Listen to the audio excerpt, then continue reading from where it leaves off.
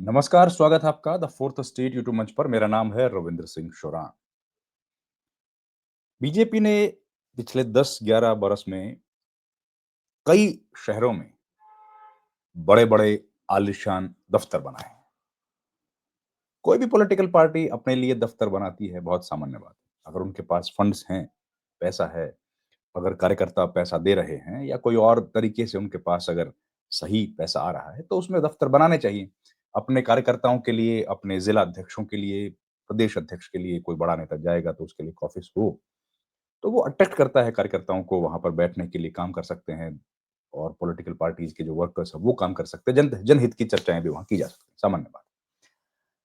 लेकिन क्या एक दफ्तर बनाने के लिए उसका जो रास्ता है, जिस रास्ते से दफ्तर पहुँचा जाएगा बीजेपी ऑफिस में, वहाँ पर खड़े बड़े-बड़े पेड़, अब पेड़ कितने महत्वपूर्ण हैं, कितने बरस लगते हैं एक पेड़ को ग्रो करने में, आप जानते हैं।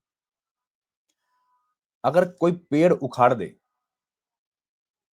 ताकि बीजेपी ऑफिस जाना आसान हो और वो मामला पहुंच जाए सुप्रीम कोर्ट और सुप्रीम कोर्ट को सरकार को लतार लगानी पड़े, फटकारना पड़े कि ये किस तरह की हरकत है।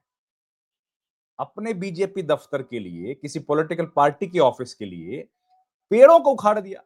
एक तरफ पूरा देश, पूरा विश्व, ग्लोबल क्लाइमेट जो है वो कितना बदल रहा है, उससे हम लोग जूझ रहे हैं। क्लाइमेट चेंज एक रियलिटी बन रही है, बनी है। हम लोग देख रहे हैं कि कैसे दिल्ली एनसीआर का इलाका जो है, ये करनाल और ये सब भी दिल्ली एनसीआर का इलाका है। वो जबरदस्त पॉल्यूशन की चपेट में है और 40 पेड़ उखाड़ दिए। मामला पूरा मैं आपको बताता हूँ। सुप्रीम कोर्ट ने बहुत कड़ी फटकार लगाई। हुआ क्या कि सुप्रीम कोर्ट ने हरियाणा सरकार को करनाल में भाजपा दफ्तर तक सड़क बनाने के लिए 40 बड़े पेड़ उखाड़ने पर कड़ी फटकार लगाई। अदालत ने सुधारात्मक एक्शन प्लान मांगा और कार्रवाई की चेतावनी भी दे डाली। फटकार लगाते हुए कहा, "ये तो हद हो गई।" क्या कहा? "ये तो हद हो गई।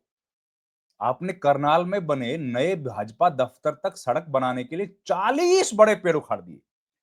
शीर्ष अदालत ने कहा, कोर्ट ने कहा, "राज्य सरकार से इस मामले में जल्द ही एक्शन दीजिए।" क्यूरेटिव एक्शन मांग लिया, सुधारात्मक एक्शन, और चेतावनी दी कि उनके खिलाफ कार्रवाई की जाएगी। इतनी बड़ी चेतावनी दी। पूरी कहानी बताऊंगा। जस्टिस जेबी पारदीवाला और जस्टिस केवी विश्वनाथन, नाम लेना बड़ा जरूरी है जजेस का। जस्टिस जेबी पारदीवाला और जस्टिस केवी विश्वनाथन की पीठ 1971 युद्ध के पूर्व सैनिक की याचिका पर सुनवाई कर रही थी। एक सैनिक हैं जिन्होंने 1971 में हिंदुस्तान के लिए लड़ाई लड़ी थी। पूर्व सैनिक हैं। पूर्व सैनिक ने हरियाणा में सत्तारूढ़ भाजपा को एक रिहायशी इलाके में मनमाने ढंग से प्लॉट देने के बाद में एक हरे-भरे इलाके में लगे 40 बड़े पेड़ों को उखाड़कर पार्टी के दफ्तर तक सड़क बनाने के खिलाफ हाईकोर्ट के फैसले को चुनौती दी थी। हाईकोर्ट ने 3 मई को पूर्व सैनिक की याचिका खारिज कर दी थी। पीठ ने हरियाणा सरकार की ओर से पेश एडिशनल सॉलिसिटर जनरल से पूछा, "इन पेड़ों का क्या हुआ और ऐसा क्यों हुआ? बताओ क्यों हुआ भाई?" क्या जवाब है? पार्टी का दफ्तर किसी दूसरी जगह क्यों नहीं खुलवा सकते? बनर्जी ने जवाब में कहा, मतलब एडिशनल सॉलिसिटर जनरल जो हरियाणा सरकार का पक्ष रख रहे थे, उन्होंने कहा, आवंटन के लिए सभी ज़रूरी अनुमति ली गई, सभी हरित नियमों का पालन भी किया गया।" उन्होंने भरोसा दिलाया कि जितने पेड़ काटे गए हैं, उतने पेड़ लगाए भी जाएँगे।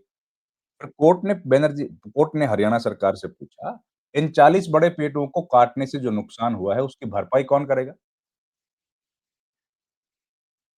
और सही स्पष्टीकरण दीजिए इसका, इधर-उधर की बातें मत कीजिए, कोर्ट ने ये भी कहा। और साथ ही सर चेताया सरकार को कि इसके लिए ज़िम्मेदार सभी संस्थाओं को इस काम की किए की सज़ा ज़रूर मिलेगी। देखिए, कितनी ये बड़ी बात है कि एक तरफ जहाँ हम लोग परेशान इस बात से हैं, हम लोग इस बात से परेशान हैं कि पॉल्यूशन बढ़ता जा रहा है, वहाँ एक बीजेपी दफ्तर के एक कार्यालय को बनाने के लिए 40 पेड़ को उखाड़ दिया और सरकार इस मामले पर अपने बचाव करने की कोशिश कर रही है और सरकार के पास कोई सही जवाब नहीं है। ये तो पूर्व सैनिक थे जो इतनी लड़ाई लड़ रहे हैं और उनको पूर्व सैनिक को पहले हाई कोर्ट जाना पड़ा। हाई कोर्ट में उनकी जो मामला था उस मामले पर उनके पक्ष में फैसला नहीं आया तो वो सुप्रीम कोर्ट गए और सुप्रीम कोर्ट में अब कड़ी लताड़ लगाई है। ये सुप्रीम कोर्ट में जो जिन्होंने एप्लीकेशन दी है, याचिका डाली है, इनका नाम है देवेंद्र सिंह राजपूत, रिटायर्ड कर्नल हैं। Retired colonel Devendra Singh Rajput. इनका नाम हमें लेना ज़रूरी है, बार-बार ज़रूरत पड़ेगी। इस तरह के जो दलेर लोग हैं, जो पर्यावरण के लिए चिंतित हैं और जो चाहते हैं कि उनके इलाका साफ-सुथरा रहे, उन लोगों का नाम हमको लेना पड़ेगा। मैं फिर आपको एक बार दोबारा दोहराता हूँ। रिटायर्ड कर्नल देवेंद्र सिंह राजपूत की अपील पर यह सुनवाई हुई थी। 71 के युद्ध में उन्होंने हिस्सा लिया था, घायल हुए थे। वीर चक्र से सम्मानित हैं, डेकोरेटेड सोल्जर। उनकी ओर से पेश हुए थे जो वकील, उन्होंने दलीलें पेश की। वकील ने बताया कि भाई हरियाणा के करनाल के सेक्टर 9 में 1000 गज का प्लॉट हरियाणा एचएसवीपी से खरीदा था। राजपूत का ये आरोप है कि रिहायशी इलाके में उनके प्लॉट के बगल वाली जमीन नियमों के खिलाफ जाकर बीजेपी को दी गई। यह फैसला HSVP, Haryana urban development act और टाउन प्लानिंग के नीतियों के खिलाफ था। जो नीतियां थी, अब रिहायशी इलाके में वैसे भी दिक्कत होती है। देखिए, रिहायशी इलाके में अगर इस तरह की कोई जगह बन जाए जो कि पब्लिक प्लेस हो, एक राजनीतिक दल का दफ्तर है, तो जाहिर है कार्यकर्ता आएंगे, नेता आएंगे, बहुत सारी गाड़ी आएंगी और उसकी वजह से वहां रहने वाले लोगों को दिक्कत होती है। और वो दिक्कत तब बढ़ गई जब 100 मीटर की ग्रीन बेल्ट वहां पर है, 10 मीटर का रास्ता बनाने के लिए 40 पेड़ काट दिए गए। खास बात यह है कि करीब 36 साल पहले प्लॉट खरीदते समय राजपूत ने ग्रीन बेल्ट के सामने वाली लोकेशन के लिए 10% ज्यादा पैसा दिया था। इसको क्या कहते हैं? Preference location charges. सब चाहते थे कि वे ग्रीन बेल्ट बनी रहे ताकि हम लोग हवा ठीक मिले हमको, आंखों को भी अच्छा लगे ग्रीनरी। लेकिन अब वो उसमें से आपने 40 पेड़ उखाड़ दिए, काट दिए। फिर सुप्रीम कोर्ट को और उन्होंने अपनी डिटेल में जो बताया कि नियमों के अनुसार किसी भी संस्थागत जगह को कम से कम 24 मीटर चौड़ी सड़क पर होना चाहिए। लेकिन यहाँ पर 1550 वर्ग गज की जो जमीन बीजेपी को दी गई वो सिर्फ 9 मीटर चौड़ी सड़क पर थी और 1989 से खाली पड़ी थी। इसे बिना किसी प्रक्रिया के संस्थागत घोषित कर दिया गया। अब बताइए, करनाल आप जानते हैं ना, वही जगह है जहां से करनाल से विधानसभा का चुनाव 2 बार लड़े थे और मुख्यमंत्री बने थे कौन? मनोहर लाल खट्टर। तो वो जब मुख्यमंत्री थे तभी ये जमीन उनको अलॉट हुई होगी। हाईकोर्ट में उन्होंने अपील की पहले, राजपूत ने, कर्नल राजपूत ने, लेकिन उनकी याचिका खारिज कर दी गई, जिसके बाद वो सुप्रीम कोर्ट के दरवाजे पर पहुंच गए। तो जस्टिस जेपी पारदीवाला, फिर बोल रहा हूं, जेबी पारदीवाला और जस्टिस केवी विश्वनाथन की बेंच ने मामले की सुनवाई करते हुए हरियाणा सरकार को जमकर फटकारा। ये कोई तरीका थोड़ी है, बताइए। 40 बड़े पेड़ों का नुकसान भरेगा कौन? इस पर कोई जवाब नहीं दे पाए। भाई 40 नए पेड़ लगाओगे, उनको बड़ा होने में कितना साल लगता है? पॉल्यूशन की हालत देखिए। और इतनी गैर जिम्मेदारी उस पार्टी की तरफ से जो सत्तारूढ़ है, अगर वो इस तरह का करेगी तो फिर कैसे लोगों को भरोसा होगा? खैर, अब जो है वो है। ये खबर थी, हमने आपको फिर और बता देता हूँ आखिरी लाइन। दोनों जो जिस बात पर संतुष्ट नहीं दिखे कि भाई नए पेड़ लगा देंगे, ये कोई बात पर संतुष्ट नहीं है। उन्होंने आगे कहा 40 बड़े पेड़ों का नुकसान कौन पूरा करेगा, इसका जवाब दीजिए।